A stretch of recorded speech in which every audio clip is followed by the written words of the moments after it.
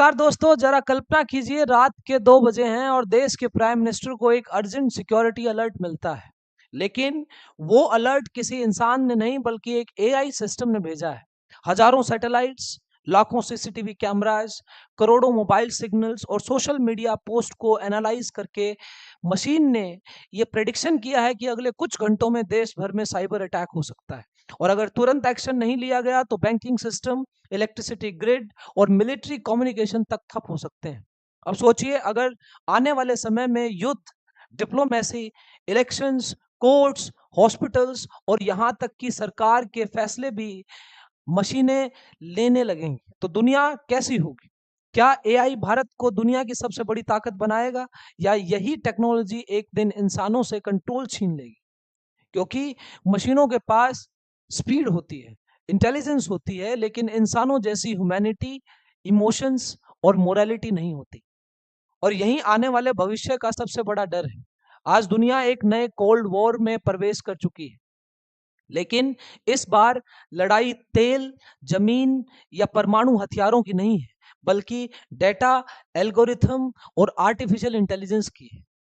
America, चीन, रूस, हर बड़ा देश एआई सुप्रीमेसी की रेस में भाग रहा है। और अब भारत भी इस दौड़ में तेजी से आगे बढ़ रहा है, क्योंकि भारत समझ चुका है कि 21वीं सदी में जिसके पास एआई होगा वही दुनिया को कंट्रोल करेगा। यही वजह है कि आज भारत अपनी पूरी गवर्नेंस सिस्टम को एआई पावर्ड बनाने में जुट चुका है। और यही इस पूरी कहानी का सबसे बड़ा खतरनाक और सबसे बड़ा फैसिनेटिंग हिस्सा है।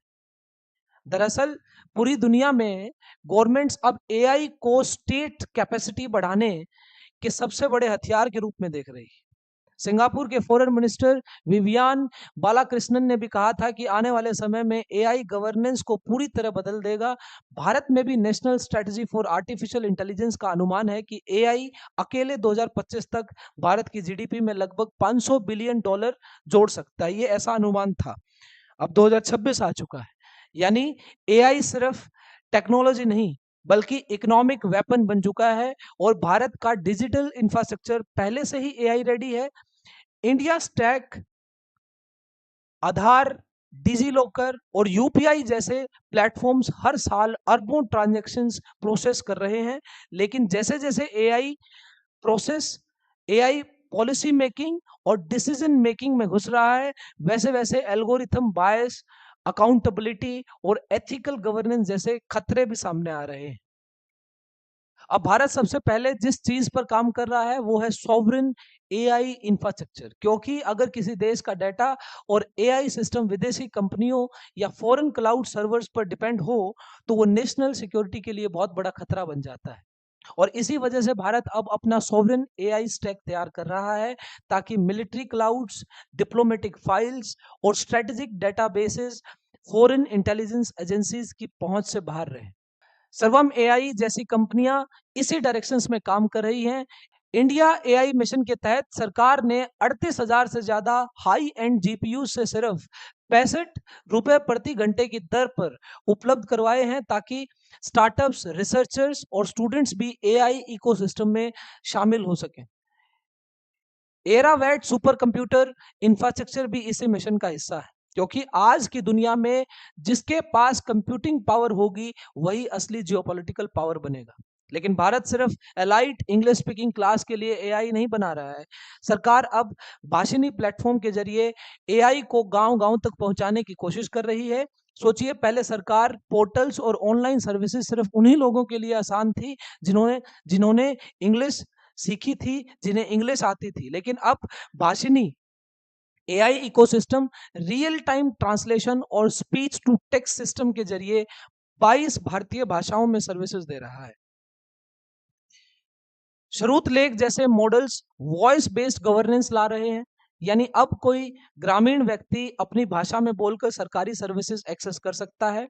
इससे डिजिटल लिटरेसी की डिपेंडेंसी कम हो रही है और गवर्नेंस ज्यादा इंक्लूसिव बन रहा है।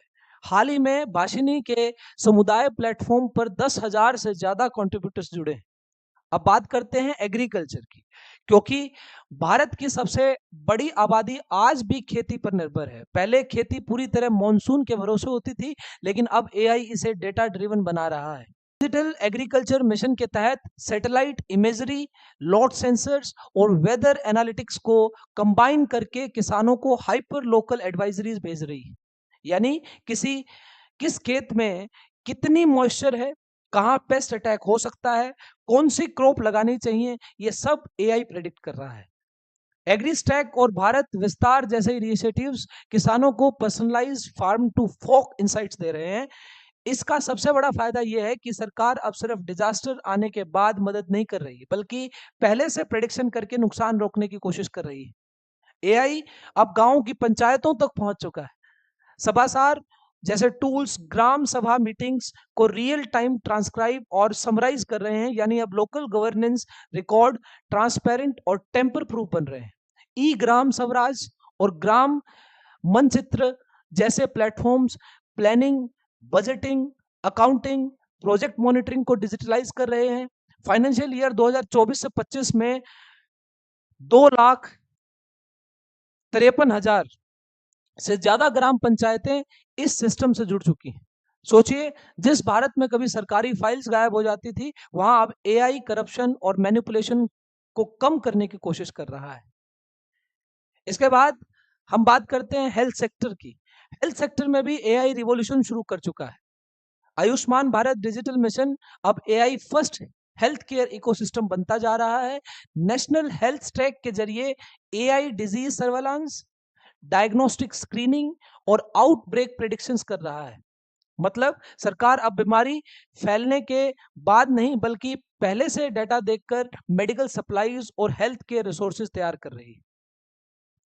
फरवरी 2026 तक AI enabled TB screening tools adverse outcomes को 27% तक कम कर चुके हैं। यानी एआई हेल्थ केयर को रिएक्टिव नहीं, प्रिवेंटिव बनाया जा रहा है। अब अगर इसके बाद हम जुडिशरी की बात करें तो भारत की अदालतों में करोड़ों केसेस पेंडिंग हैं। इसी बैकलॉग को कम करने के लिए ई कोर्ट्स फेज 3 में एआई इंटीग्रेट किया जा रहा है। सुपेस जैसे टूल्स, SUPACE जैसे टूल्स जजेस की लीगल रिसर्च में मदद कर रहे हैं।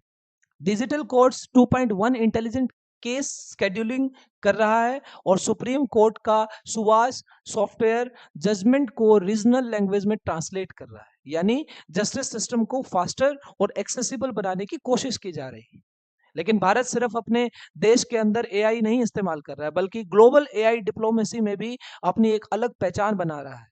दुनिया जहां एआई को सिर्फ खतरे के रूप में देख रही है, भारत उसे डेमोक्रेटाइजेशन और डेवलपमेंट के टूल के रूप में प्रेजेंट कर रहा है। फरवरी 2026 के एआई इम्पैक्ट समिट में भारत ने India AI governance guidelines launch की, जो पीपल, प्लैनेट और प्रोग्रेस विजन पर आधारित है। इस समिट में 20 से ज्यादा देशों के लीडर्स शामिल हुए और इसी दौरान US led PECS silica initiative में भी शामिल हुआ। यानी भारत अब एआई गवर्नेंस में ग्लोबल साउथ की आवाज बनने की कोशिश कर रहा है। अगर हम बात करें डिफेंस सेक्टर की, तो डिफेंस सेक्टर में एआई सबसे ज्यादा खतरनाक और पावरफुल रूप ले रहा है। भारत का प्रोजेक्ट उद्भव एंशिएंट इंडियन स्ट्रेटेजिक विजडम को एआई वॉरफेयर के साथ कंबाइन कर रहा है। अर्थशास्त्र जैसी एंशिएंट टेक्सास को एआई ड्रिवन वॉर गेमिंग और प्रेडिक्टिव मॉडलिंग के साथ जोड़ा जा रहा है। डिफेंस एआई काउंसिल यानी DAIC इसी मिशन को आगे बढ़ा रहा है, क्योंकि फ्यूचर वॉर्स सिर्फ टैंक्स और मिसाइल से नहीं, बल्कि ऑटोनोमस ड्रोन्स, कॉग्निटिव वॉरफेयर और एल्गोरिथमिक डिसीजन सिस्टम से लड़ी जाएंगी। जितनी तेजी से एआई बढ़ रहा है, उतने ही बड़े खतरे भी पैदा हो रहे हैं। सबसे बड़ा खतरा है डीप फेक्स और मिस इन्फॉर्मेशन। जब एआई ऐसे फेक वीडियोस बना सकता है जो बिल्कुल असली लगते हैं, इससे पॉलिटिकल पोलराइजेशन और सोशल अनरेस्ट तेजी से बढ़ सकता है। भारत सरकार के कंटेंट ब्लॉकिंग ऑर्डर्स 2024 से 2025 के बीच लगभग दोगुने हो गए। नए आईटी रूल्स 2026 के तहत सोशल मीडिया प्लेटफॉर्म्स को 2 घंटे के अंदर हार्मफुल डीप फेक कंटेंट हटाना होगा। साइबर सिक्योरिटी भी बहुत बड़ा चैलेंज बन चुकी है। अब एआई पावर्ड साइबर अटैक्स इतने एडवांस्ड हो गए हैं कि ट्रेडिशनल सिक्योरिटी सिस्टम उन्हें रोक नहीं पा रहे हैं। 2025 में CERT-इन ने लगभग 29.44 लाख साइबर इंसिडेंट्स हैंडल किए। सोचिए अगर आधार, यूपीआई, टेलीकॉम नेटवर्क्स या पावर ग्रिड अब एआई बेस्ड साइबर अटैक हो जाएं तो पूरा देश एक कैओस में जा सकता है। इसी वजह से सरकार ने साइबर सिक्योरिटी बजट को बढ़ाकर 782 करोड़ कर दिया। लेकिन सबसे बड़ी स्ट्रेटेजिक कमजोरी यह है कि भारत अभी भी फॉरेन हार्डवेयर पर डिपेंड है। एनवीडिया, NVIDIA और AMD जैसे फॉरेन चिप मेकर्स के बिना भारत का एआई इकोसिस्टम रुक सकता है। क्लाउड इंफ्रास्ट्रक्चर भी लार्जली AWS और एज्योर जैसे फॉरेन हाइपर स्केलर्स पर डिपेंड है। यानी अगर जियोपॉलिटिकल टेंशंस बढ़ें तो भारत का एआई इंफ्रास्ट्रक्चर खतरे में पड़ सकता है। एआई का एक और बड़ा खतरा है जॉब डिस्प्लेसमेंट।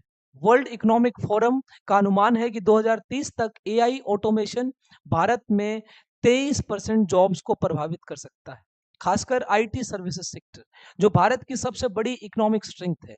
वहां एजेंटिक एआई सिस्टम कोडिंग और रिपीटेटिव नॉलेज वर्क को रिप्लेस कर सकते हैं। यानी वही टेक्नोलॉजी जिसने भारत को ग्लोबल आईटी पावर हाउस बनाया, वही फ्यूचर में लाखों लोगों की नौकरियां भी खत्म कर सकती है। मिलिट्री फ्रंट पर भी भारत के सामने एक बहुत बड़ी चुनौती है। चाइना ने मिलिट्री सिविल फ्यूजन यानी MCF को नेशनल स्ट्रेटजी बना दिया है। वहां प्राइवेट टेक कंपनीज सीधे मिलिट्री इनोवेशन से जुड़ी है, लेकिन भारत अब भी इस इंटीग्रेशन में पीछे है। Autonomous drones, AI surveillance systems और एल्गोरिथमिक वॉरफेयर में चाइना की स्पीड भारत के लिए सीरियस कंसर्न बन चुकी है। और सबसे खतरनाक इशू है एल्गोरिथमिक बायस। अगर एआई सिस्टम वेस्टर्न डेटाबेस पर ट्रेन होंगे तो वो भारतीय समाज को गलत तरीके से रिप्रेजेंट करेंगे। रूरल सिटीजन्स, ट्राइबल कम्युनिटीज और मार्जिनलाइज्ड ग्रुप्स एआई सिस्टम से बाहर हो सकते हैं। यानी टेक्नोलॉजी के नाम पर एक नया डिजिटल कास्ट सिस्टम पैदा हो सकता है। इसलिए एक्सपर्ट्स कह रहे हैं कि एआई गवर्नेंस सिर्फ टेक्नोलॉजी का मुद्दा नहीं है, बल्कि एथिक्स का भी सवाल है। एथिक्स, डिप्लोमेसी, ह्यूमन राइट्स का भी सवाल। भारत को प्राइवेसी बाय डिजाइन और एक्सप्लेनेबिलिटी बाय डिजाइन जैसे प्रिंसिपल्स अपनाने होंगे। हर एआई सिस्टम को एल्गोरिथमिक इंपैक्ट असेसमेंट होना चाहिए। हाई रिस्क एआई टूल्स को रेगुलेटरी सैंडबॉक्सेस में टेस्ट करना होगा। एआई डिसीजंस के खिलाफ ग्रीवियंस रिड्रेसल सिस्टम बनाने होंगे ताकि कोई भी नागरिक एल्गोरिथम के गलत फैसले को चैलेंज कर सके। भारत को अपना सॉवरेन कंप्यूट इंफ्रास्ट्रक्चर भी तेजी से एक्सपेंड करना होगा। Semiconductor manufacturing, indigenous cloud infrastructure और पब्लिक प्राइवेट एआई पार्टनरशिप्स को मजबूत करना पड़ेगा, क्योंकि फ्यूचर की दुनिया में वही देश पावरफुल होगा जिसके पास डेटा, कंप्यूटिंग पावर और ट्रस्टेड एआई सिस्टम होंगे। लेकिन दोस्तों, पूरी कहानी का सबसे बड़ा सवाल अभी भी बाकी है। क्या होगा उस दिन जब एआई सिर्फ हमारी मदद नहीं करेगा बल्कि हमारे ऊपर फैसले लेने लगेगा? क्या होगा जब बॉर्डर पर सैनिकों की जगह ऑटोनोमस ड्रोन्स होंगे, अदालतों में जजेस की जगह एल्गोरिथम होंगे और गवर्नमेंट्स इंसानों से ज्यादा मशीन्स पर भरोसा करने लगेंगे? क्या तब डेमोक्रेसी बचेगी? क्या ह्यूमैनिटी बचेगी? या फिर दुनिया धीरे धीरे एक ऐसे डिजिटल एम्पायर में बदल जाएगी जहां इंसानों की किस्मत मशीन्स तय करेंगी? भारत आज इतिहास के सबसे बड़े टेक्नोलॉजिकल क्रॉसरोड पर खड़ा है। एक रास्ता उस भविष्य की तरफ जाता है जहां एआई करोड़ों लोगों की जिंदगी बेहतर बना सकता है, करप्शन कम कर सकता है, हेल्थ केयर, एजुकेशन और गवर्नेंस को रिवॉल्यूशनाइज कर सकता है। लेकिन दूसरा रास्ता उसी टेक्नोलॉजी को सर्वेलांस, कंट्रोल, अनएम्प्लॉयमेंट और डिजिटल डिक्टेटरशिप में बदल सकता है। और शायद आने वाले समय में दुनिया की सबसे बड़ी लड़ाई बंदूकों से नहीं बल्कि एल्गोरिथम से लड़ी जाएगी। सबसे बड़ा युद्ध जमीन पर नहीं, इंसानी दिमाग और मशीन के बीच होगा। और उस युद्ध का फैसला सिर्फ टेक्नोलॉजी नहीं करेगी, बल्कि ये करेगी कि इंसान अपनी ह्यूमैनिटी बचा पाता है या नहीं।